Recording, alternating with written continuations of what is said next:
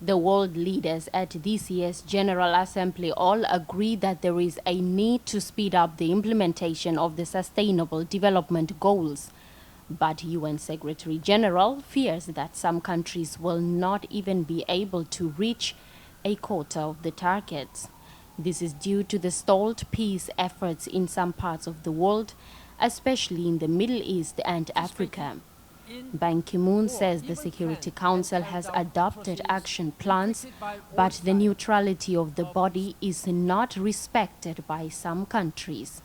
Present in this hall today are representatives of governments that have ignored, facilitated, funded, participated in, or even planned and carried out atrocities inflicted by all sides of Syrian conflict against Syrian civilians. Just when we think it cannot get any worse, the bar of depravity sinks lower. The UN Secretary General, who only has 4 months left of his term, is also not happy over some leaders refusing to adhere to the presidential term limits in Africa and use desperate measures to cling to power. This is madness.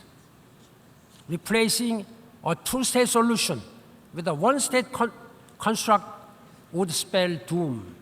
The president of the 71st General Assembly, Peter Thompson, condemned attacks on UN envoys and aid workers in conflict-hit areas. The deliberate targeting of humanitarian personnel is a flagrant violation of international law and totally morally unacceptable. Equally calling for an end to terrorist attacks, U.S. President Barack Obama, in his final address to fellow leaders, demanded that democracies of the world speak out strongly for freedom and respect for human rights. I want to suggest to you today that we must go forward and not backward.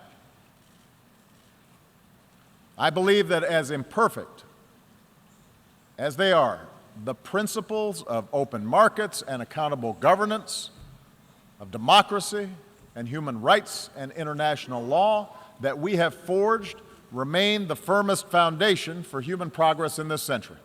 As calls to reform the Security Council gain momentum, proposals are also that an independent panel be established to strengthen decision-making capacity of the Security Council.